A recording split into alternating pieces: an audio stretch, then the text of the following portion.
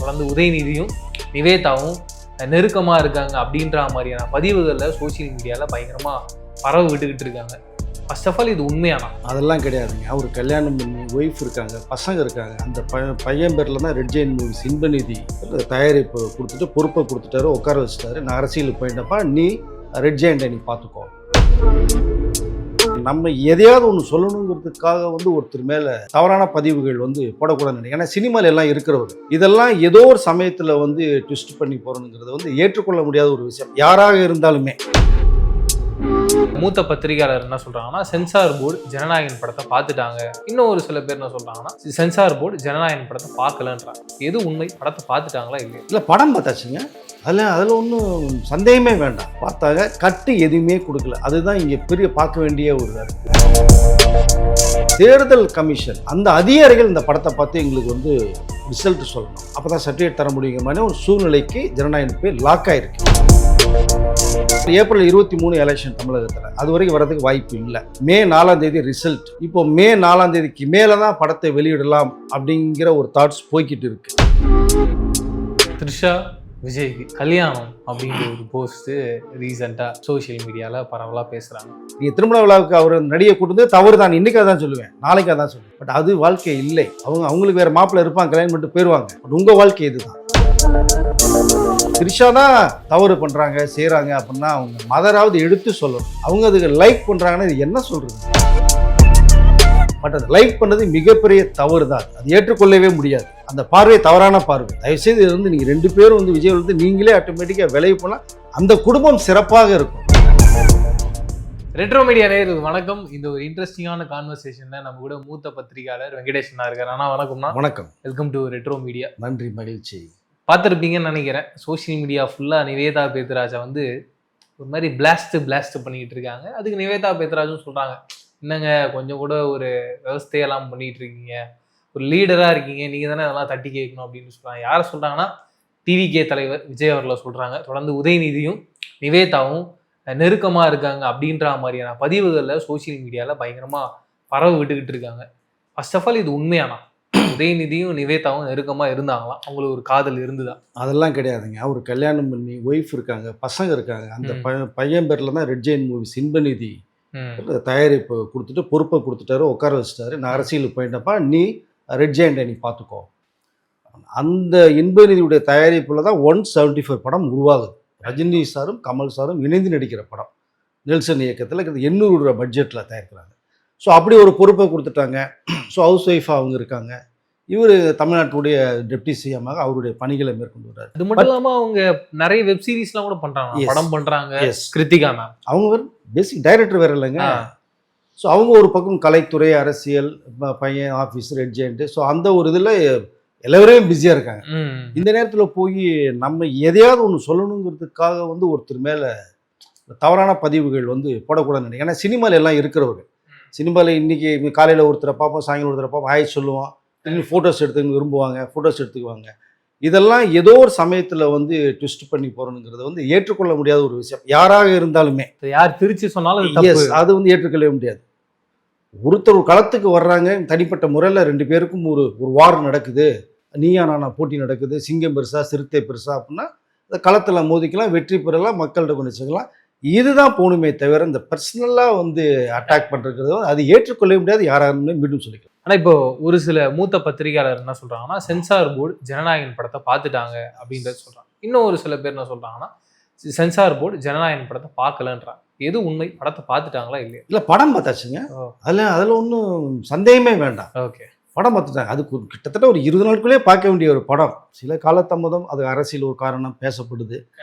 இந்த பக்கம் விஜய் ஒரு வார்த்தையை சொன்னார்னா உடனே நடந்துடுங்கிற மாதிரிலாம் பேசப்பட்ட கருத்துக்கள் நிறைய சோசியல் மீடியாவில் வந்துருந்து எல்லாருக்குமே தெரியும் அது. பட் இங்கே எதற்காக பார்க்கலைங்கிறதுக்கு அன்னைக்கு ஒரு நபர் புகார் சொன்னால் ஒருத்தர் உடம்பு சரியில்லைன்னு சொல்லிட்டு போனாங்க. ஓகே, ஏதோ ஒன்று அந்த நாட்கள் கடந்தது, ஒரு 40 நாளுக்கு மேலே போயிடுச்சு. பார்த்துட்டாங்க, படத்தை பார்த்துட்டாங்க. இங்கே பார்த்த சென்சார் போர்டு அதிகாரிகள் பார்த்த படத்தை பார்க்கல. அந்த கட்ஸ் எல்லாம் கட் பண்ணி கிடையாது, ஃப்ரெஷ்ஷாக முழுமையாக படம் பார்க்கப்பட்டது. பார்த்தாங்க, கட்டு எதுவுமே கொடுக்கல. அதுதான் இங்கே பெரிய பார்க்க வேண்டிய ஒரு இதாக இருக்குது. இப்படி இவருடைய பார்வைக்கு அந்த கட்ஸ் தேவைப்பட்டது, அவருடைய பார்வைக்கு கட்ஸ் தேவைப்படலை. படம் நீட்டாக போயிட்டுருக்கு. ஒரு 3 இடங்கள் 4 இடங்கள் மட்டுமே தான் டைலாக்கை மியூட் பண்ண சொல்லியிருக்காங்க. அங்கே வித்தவுட் டைலாக்ல மட்டும் சீன் ஜம்ப் ஆகிப்போம், இல்லை ஒரு பீப் சவுண்டு வரும். இது ரெண்டில் ஏதாவது ஒன்று வருமே தவிர மற்றபடி பார்த்தாச்சு. சர்டிஃபிகேட் வந்து யூஎஸ் சர்டிஃபிகேட் மாதிரி தான் தகவல் வந்து 16+ தான் போகலாம். அது அநேகமாக 2-3 நாளில் வரலாம் அப்படிங்கிற ஒரு சூழ்நிலை போகும்போது தான் அங்கே ஒரு சின்ன ஒரு சிக்கல் உருவாகிறதுனால தான் இந்த கேள்வி, ஒருவேளை பார்க்கலையோ, பார்த்தது மாதிரி சொல்கிறாங்களோ அப்படிங்கிற தகவல்களாக வர ஆரம்பிச்சிருச்சு.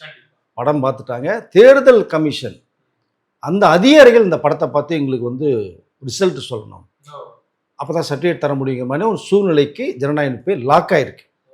அதனால தான் இந்த கேள்விகள் வருது. ஓகே, இப்போ தேர்தல் அதிகாரிகள் இந்த படத்தை ரிலீஸ் பண்ணலாமா வேணாமான்ற முடிவு அவங்க கையில் போயிருக்கு. இது வந்து என்ன சொல்கிறதுன்னா, இங்கே நம்முடைய தமிழக தேர்தல் அதிகாரி அவர்கிட்ட கேட்கும்போது கூட இது முதன்முறையாக கேள்விப்படுறோன்ற ஒரு தகவல் சொந்தமாக வருது. ஓகே, ஒரு படம் ரிலீஸ் ஆகுறது ஆகலை, சென்சார் சர்டிஃபிகேட் அதை வந்து ஏ சர்டிஃபிகேட்டா யூஏவா யூவாங்கிறது டிசைட் பண்ணுவாங்க. கண்டிப்பாக ரிலீஸ் பண்ணலாங்கிறது அவங்களுடைய அந்த டிபார்ட்மெண்ட். பட் இங்கே தேர்தல் அதிகாரிகள் பார்த்து தான் சொல்லுங்கிறது வந்து என்னென்னு புரிஞ்சுக்க முடியல அப்படிங்கிற மாதிரி தகவலை சொல்லி அங்கே ஹெட் குவார்ட்டர்ஸுக்கு ஒரு தகவல் சொல்லப்பட்ட ஒரு விஷயமும் வருது. இப்போ சொல்ல அவர்கள் பார்க்கணும். இப்போ அவர்கள் எப்போ பார்ப்பாங்கன்னு தெரியாது. தேர்தல் அனௌன்ஸ் பண்ணியாச்சு, அவர்கள் அந்த பிஸியில் இருக்காங்க. ஸோ மொத்தத்தில் இந்த 23ஆம் தேதி எலெக்ஷன், அது வரைக்கும் படம் வெளிவராதுங்கிறது கன்ஃபார்மான ஒரு செய்தியாக போச்சு இப்போ. ஓ அப்படிங்களாண்ணா? ஆமாம், ஏன்னா நடுவில் சொன்னாங்க 2 வாரம் கேப் இருக்குது. அந்த 2 வாரத்தில் வந்தால் கூட ஒரு பெரிய அளவில் பாக்ஸ் ஆஃபீஸ் கலெக்ஷனையும் பார்க்கலாம். முக்கியமாக இந்த படம் எடுக்கப்பட்ட நோக்கமே வந்து மக்கள் வந்து விஜய் சாருக்கு ஓட்டு போகணும், அப்படி ஒரு ப்ரொபகண்டாவோ அஜெண்டாவோ அது நிறைவேற்றப்படும் அப்படின்ற மாதிரிலாம் பேசுகிறாங்க.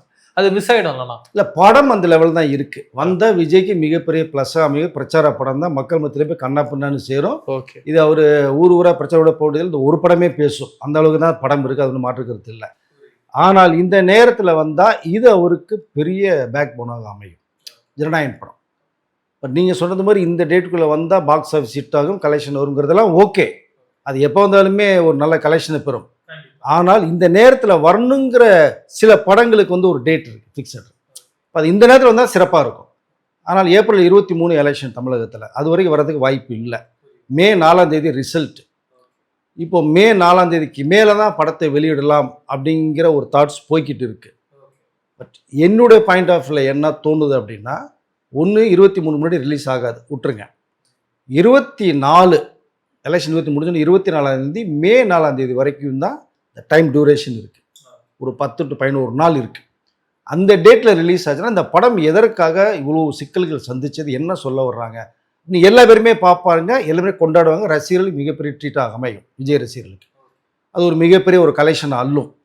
கண்டிப்பாக 400 கோடி ரூபா போட்டு எடுக்கப்பட்ட படம் ஒரு 500 ரூபாய் பிஸ்னஸ் பண்ணிருக்கு, எல்லா பேருமே வாங்கிட்டாங்க. ஸோ அப்படிங்கும் போது இந்த 10 நாளைக்கு ரிலீஸ் ஆனால் தான் சிறப்பாக இருக்கும். அது என்னுடைய பார்வையில் தான் சொல்கிறேன். பட் மே 4ஆம் தேதிக்கு பிறகு ரிலீஸ் ஆச்சுன்னா ஆட்சி மாற்றம்ங்கிறது ஒன்று இருக்கு இல்லையா, மக்கள் யாருக்கு திருப்பி கொடுப்பான்னு தெரியாது, யாரு போய் ஆட்சிகளில் ஒரு நாற்காலியில் உட்காருவான்னு தெரியாது. விஜய் உட்காந்துட்டா சிறப்பு, அதில் டைட்டிலே போட்டுருவாங்க, தமிழக முதலமைச்சர் விஜய் அவர்கள் நடிக்கும் ஜனநாயகம்னு போடுவாங்க, கொண்டாடுவாங்க, வேற லெவலுக்கு போகும். ஒருவேளை விஜயே வெற்றி தொழில் சகஜம், தோல்வி வந்தால் வெற்றிக்கா போடுறேன்னு சொன்னார். ரிசல்ட் வேற மாதிரி மக்கள் கொடுத்துட்டாங்க. மீண்டும் டிஎம்கே ஆட்சிக்கு வந்தாலும் சந்தோஷம், ஒருவேளை அண்ணாடிஎம்கே வருதான்னு தெரியாது, அவர் வந்து சந்தோஷம், யார் வந்தாலுமே சந்தோஷம் தான், மக்களுக்கு நல்லது செய்யணும் சுருக்கமாக. பட் அங்கே வரும்போது ஜனநாயகம் படத்துக்கு வேற யாராவது வந்து நாற்காலியில் உட்காந்துட்டாங்கன்னா விஜயை தவிர ஜனநாயக படத்துக்கு மிகப்பெரிய சிக்கல் உருவாகும். அப்போது நீங்கள் 4ஆம் தேதிக்கு மேலே படம் ரிலீஸ் ஆகுனா கொஞ்சம் யோசித்தீங்கன்னா தியேட்டர்ஸ் ஓனர்ஸே யோசிப்பாங்க படத்தை ரிலீஸ் பண்ண. தியேட்டர் கிடைக்காது, தியேட்டர் ரொம்ப கம்மியாக கிடைக்கும். ரொம்ப தில்லானவங்க மட்டும் பரவாயில்ல ரிலீஸ் பண்ணுறேன் அப்படிம்பாங்க, நாங்கள் பார்த்துக்குறோம்பாங்க. அங்கே இந்த படத்தை எப்படி கொண்டாடுவாங்க அப்படிங்கிறது தெரியாது. அங்கே என்னென்ன இந்த படம் ஓட வேணாமல் தடுக்கிற சிக்கல் வருங்கிறது தெரியாது. மொத்தத்தில் தியேட்டர்ஸ் ஓனர்ஸு பயப்படுவாங்க, ரிலீஸ் பண்ண மாட்டாங்க. வாங்கின டிஸ்ட்ரிபியூட்டர் இருக்காங்கல்ல, அவங்க கூட யோசிப்பாங்க, இவ்வளோ கோடியில் கொடுத்து வாங்கிட்டோம், ஒருவேளை இந்த படம் 2 நாள்லேயே எடுக்கப்பட்டால் என்ன பண்ண முடியும், போட்ட காசு போயிடுமே, அவர்கள் யோசிப்பாங்க. நெருக்கடிகள் கேவிஎன் ப்ரொடக்ஷன்ஸ் நிறைய வரும். அப்போ எங்களை போட்ட பணத்தை பூரா திரும்பி கொடுத்துருங்க சார் அப்படிம்பாங்க. இந்த சிக்கல் வந்து புதுசாக வர்றதுக்கான வாய்ப்பும் நிறையா இருக்குது. இது மே மாதம் ரிசல்ட் வந்ததுக்கு பிறகு ரிலீஸ் ஆன இந்த சிக்கல். நீங்கள் இந்த ஏப்ரல் 24 இந்த மே 4 ரிலீஸ் பண்ணிட்டாங்கன்னா எந்த தியேட்டர் ஓடிச்சும் யாரும் சொல்ல மாட்டாங்க. தியேட்டர் நிறையா கிடைக்கும், ஒரு 900 தியேட்டரும் 1000 தியேட்டர் வாய்ப்புகள் நிறையா இருக்குது. மே 4 அப்புறம் தியேட்டர் கிடைக்காது, படத்தை ரிலீஸ் பண்ணுவாங்களான்னு தெரியாது, வாங்கினவர்கள் ஓகேன்னு சொல்லி தில்லா இருப்பாங்களான்னு தெரியாது. இவ்வளோ சிக்கல்களை படம் சந்திக்கும். இந்த படம் பேசப்படக்கூடிய அந்த கருத்தே வந்து மாறுதலாக மாறும், விமர்சனத்துக்கு உள்ளாகும். இப்படிலாம் சொன்னீங்களே வந்தீங்களா நீங்கன்னா விமர்சனம் மாறும். ஒட்டுமொத்தமாக மே 4 பிறகு வந்தேன்னா படம் சிக்கல். அந்த குறிப்பிட்ட அந்த ஒரு 10 நாள் சொன்னேன் இல்லையா, அதுக்குள்ளே வந்தால் சிறப்பாக இருக்கும். தாறுமாறான கலெக்ஷன் அப்புறம் ஒரு பெரிய ஹிட் அடிக்கும், பாக்ஸ் ஆஃபீஸ் ஹிட் அடிக்கும். விஜய்க்கு கேரியர் த பெஸ்ட் ஃபிலிமாக அமையும். இது எல்லாமே அமையும் மே 4 முன்னாடி ரிலீஸ் ஆனது மட்டுமே. இது கேவின் ப்ரொடக்ஷன்ஸும் விஜய் அவர்கள் மட்டும்தான் தீர்மானிக்கணும் எப்போ ரிலீஸ் பண்ணுறது. சர்டிஃபிகேட் கிடைத்த உடனே நீங்கள் டக்குன்னு முடிவு பண்ணுங்க டேட்டா. அதுதான் சிறப்பாக இருக்கும் தான் நான் நினைக்கிறேன். த்ரிஷா விஜய்க்கு கல்யாணம் அப்படின்ற ஒரு போஸ்ட்டு ரீசெண்டாக சோஷியல் மீடியாவில் பரவலாக பேசுகிறாங்க. இது இன்னும் அடுத்த கட்டத்துக்கு போகிறாங்க மாதிரி. த்ரிஷாவுடைய அம்மா அவங்க அந்த போஸ்ட்டை லைக் பண்ணியிருக்காங்க. அதை யாரோ ஸ்க்ரீன்ஷாட் எடுத்து சோஷியல் மீடியாவில் பரப்புகிறாங்க. பயங்கரமாக காட்டு தீ மாதிரி போயிடுச்சு. என்ன நடக்குதுன்னா, முக்கியமாக அவங்க என்ன சொல்கிறாங்கன்னா, எலெக்ஷன் முடிஞ்சதுக்கு அப்புறமா த்ரிஷாவுக்கும் விஜய்க்கும் கல்யாணம் பண்ணுறாங்க. என்ன முடிவு எடுத்திருக்காரு? இல்லை, கனவுலத்திலே மதக்கிறாங்கன்னு நினைக்கிறேன். த்ரிஷா தான் கொஞ்சம் யோசித்து அந்த திருமண விழாவுக்கு வராமல் இருந்தாங்கன்னா சிறப்பாக இருந்திருக்கும். கண்டிப்பாக. எப்படி இருந்தாலும் விஜயை போட்டு அடிப்பாங்க இந்த விஷயத்துலன்னு தெரிஞ்சிருந்து அவங்க ஒதுங்கி இருந்திருக்கணும். கண்டிப்பாக. அதுதான் ஒரு நியாயமான முறை. உண்மையான ஒரு ஃப்ரெண்ட்ஷிப் இருந்தால் அதை அவாய்ட் பண்ணியிருக்கணும். ஓகே, அவங்க அவாய்ட் பண்ணல, வந்துட்டாங்க. அதுதான் மிகப்பெரிய ஒரு சர்க்கிளாக விஜய் அவர்களுக்கு அமைந்தது. அவருடைய ரசிகர்களுக்கே பிடிக்கல. பட் அதை நான் பார்த்துக்கிறேன் அப்படிங்கிற விஷயத்த ஒன்று சொல்லியிருக்கார். ஓகே, பர்சனல் விஷயம் ரொம்ப போக விரும்பலை, பார்த்துக்கிறேன்டாரு, பார்த்துக்குவார், என்ன பிரச்சனை இல்லை, ரைட். பட் எப்படி இருந்தாலும் சங்கீதா அவர்களோட சேர்ந்து போகணுங்கிற ஒரு கருத்து தான் எல்லார்ட்டையுமே இருக்குது. அப்படி தான் ஒரு சூழ்நிலையும் இப்போ இருக்குது. விஜய் அவர்களுடைய பொண்ணு கூட விஜய்கிட்ட ஸ்பெசிஃபிக்காக பேசின நேரங்கள் நிறையா இருக்குது. அவர் ரொம்ப எமோஷ்னலாக ஃபீல் பண்ண விஷயமும் இருக்குது. விஜயும் பர்சனலாக பொண்ணுக்கிட்ட சில தகவல் சொல்லியிருக்கார். ஸோ விஜய் கண்கலங்கின விஷயமும் இருக்கு இங்கே. அப்போது எப்போவுமே வந்து வீட்டில் ஒரு பொண்ணுங்கிற வந்து மகாலட்சுமி மாதிரி அவங்களுடைய அன்பை எவ்வளோ பெரிய ரஃபான கட்டு இருந்தாலும் பொண்ணு பேசினா ஆஃப் ஆயிடுவாங்க. இது எல்லா குடும்பத்திலும் இன்ன வரைக்குமே நடக்கிற விஷயம். பசங்க பேசுகிறோட பொண்ணு பேசுகிற வேல்யூ அதிகம். அப்பான்னு சொன்ன அந்த வார்த்தை வந்தாலும் மெல்ட் ஆயிடுவாங்க அப்பா, எந்த அப்பா வந்தாலும் எந்த பொண்ணாக இருந்தாலுமே. ஸோ அப்படி சில விஷயங்கள் பேசப்பட்டு விஜய் கொஞ்சம் எமோஷனல் ஆனது, கண்ணு கலங்கின விஷயங்கள்லாம் நிறைய இருக்குது. ஸோ பரவாயில்ல, அந்த மேட்ருக்குள்ளே போகிறதுக்கு எனக்கு தெரிந்த வாய்ப்புகள் இருக்காது. மறுபடியும் சங்கீதா மேம் கூட தான் இருக்காங்க, சேர்கிற வாய்ப்புகள் நிறைய இருக்குது. பேச்சுவார்த்தை எல்லாம் போயிட்டு இருக்கு. சேர்ந்தால் சிறப்பாக இருக்குங்கிறது என்னுடைய கருத்தும். அதுதான் வாழ்க்கை. இது வாழ்க்கை இல்லை. கண்டிப்பாக. உங்களுக்கு மனைவி இருக்காங்க, 2 பசங்க இருக்காங்க, பொண்ணுக்கு வேற கல்யாணம் முன்ன அந்த இடத்துல போய் இப்போ விஜய் நிற்கணும்லங்க, அதானங்க அழகு. அது கண்டிப்பாக. அது ஒரு அது அது வந்து நீங்கள் கற்பனை பண்ணி பார்த்தாலே ஒரு அழகான ஒரு ட்ரீம் வேர்ல்டுங்க அது. இந்த பொண்ணு நிற்கிறது, மாப்பிள்ளையை பார்க்கறது, கல்யாணம் பண்ணுறது, அந்த கட்டத்துக்குள்ள விஜய் பொண்ணு தான் நான் நினைக்கிறேன். நான் பட் அரசியல் வந்துட்டு உங்களை அடிப்பாங்க, அது வேறு விஷயம். பட் விஜய் செய்கிறது வந்து சில தவறு தான் சொல்லியிருக்கோம். நீங்கள் திருமண விழாவுக்கு அவர் நடிகை கூட்டு தவறு தான். இன்றைக்கி அதான் சொல்லுவேன், நாளைக்கு அதான் சொல்லுவேன், எப்போ அதான் சொல்லுவேன். பட் அது வாழ்க்கை இல்லை. அவங்களுக்கு வேறு மாப்பிள்ளை இருப்பாங்க, கல்யாணம் பண்ணிட்டு போயிடுவாங்க. பட் உங்கள் வாழ்க்கை இது தான். அதனால் அந்த விஷயத்தை வந்து திரும்ப ஃபோட்டோவோட போட்டு பண்ணுறது, த்ரிஷா தான் ஏதோ தவறு பண்ணுறாங்க செய்கிறாங்க அப்படின்னா அவங்க மதராவது எடுத்து சொல்லணும். அவங்க அதுக்கு லைக் பண்ணுறாங்கன்னா இது என்ன சொல்கிறது? நான் அவங்களுக்கு புரிய வேணாமா? அவர்களுக்கு இந்த மாதிரி ஒரு பையன் இந்த மாதிரி சம்பவம் இருந்து இந்த மாதிரி சூழ்நிலை வந்ததுன்னா அவங்களோட வலி எப்படி இருக்கும்? த்ரிஷா அவர்களுக்கே இப்போ மேரேஜ் ஆகி அவங்க ஹஸ்பண்டு சரியில்லை இந்த மாதிரி அப்படின்னா அவங்களோட வலி எப்படி இருக்கும்? பொண்ணோட லைஃப் எப்படி இருக்குன்னு எல்லாத்தையுமே ஒரு ஃபேமிலியில் நம்மளும் ஃபேமிலி தான் சிந்திக்கணும் இல்லையா? பட் அதை லைக் பண்ணது மிகப்பெரிய தவறு தான். அது ஏற்றுக்கொள்ளவே முடியாது. அந்த பார்வை தவறான பார்வை. தயவுசெய்து இது வந்து நீங்கள் 2 பேரும் வந்து விஜய் வந்து நீங்களே ஆட்டோமேட்டிக்காக விளைவு போனால் அந்த குடும்பம் சிறப்பாக இருக்கும். ஏதோ ஒரு விஷயம் நடந்துச்சு, ரைட்டு, நடந்து போச்சு, அது நிஜம்தான், மறுப்பதற்கு இல்லைன்னு வச்சுங்க. பட் இந்த பக்கம் டைவர்ஸ் கேட்டு ஒரு மனைவி அப்படி கதறாங்க.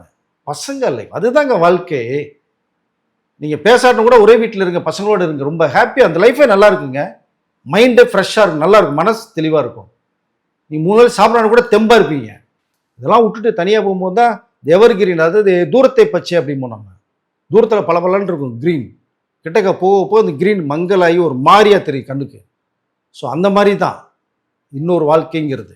கண்டிப்பாக அது விஜய் அவர்களுக்கு தெரியும், போக மாட்டான்னு தான் நான் நினைக்கிறேன். எலெக்ஷனுக்கு முன்னாடி இப்போ ரிசல்ட் வருமானா விஜய் சாரும் சங்கீதாவும் சேர்ந்துட்டாங்க அப்படின்னு வந்தால் சிறப்பாக இருந்தால் நான் நினைக்கிறேன். அதுதான் சொல்லிக்கல விரும்புகிறேன். ஒன்றும் இல்லைங்க, 1 to 1 ஒரு 5 நிமிஷம் நேருக்கு நேர் பார்த்து பேசணும்னு எல்லாமே முடிஞ்சது. இந்த ஸ்க்ரீன் ஒன்று தாங்க சென்டரில் இருக்குது, அதை விளக்குனா போதுங்க. அது யார் பேசுறது? சங்கீதா முதல் பேசணுமா, விஜயை பேசணுமா? யாராவது ஒருத்தர் பேசுங்கன்னா சிறப்பாக இருக்குங்க. ஓகே, விஜய் ஒரு தவறு பண்ணுறாரு, சங்கீதா ஃபீல் பண்ணுறீங்க, ரைட்டு, ஓகே, அதில் மீட்டு கொண்டு வாங்க. 5 வருஷம் போகிறானேன்னு சொல்கிறாங்க. பட் அப்படி பார்த்தா அவர் கேட்டிருந்தாரு அப்படின்னா டைவர்ஸ் ஒன்று கொடுத்துருக்கலாம்ல. ஓகே சங்கீதா, நீ கேட்குறப்பா, நீ வந்து கொடுத்துற எடுத்து போவான்னு சொல்லிக்கலாம். சொல்லலைல்ல, அங்கே அதை நீங்கள் பார்க்கணும்ல. அவர் சிக்கல் உருவாயிருக்குன்னு அவருக்கு ஃபீல் பண்ணுறாரு. இங்கிட்ட ஃபீல் பண்ணும்போது விட்டு போக விரும்பல. அவருக்கும் அதுதான், அவங்களை விட்டு போக விரும்பல. அதுதான் இங்கே மேட்டராக பார்க்கணும். ஸோ அதனால் யாராவது ஒருத்தர் பேசுனாங்கன்னா ஒரு சிறப்பான செய்தி வரும்.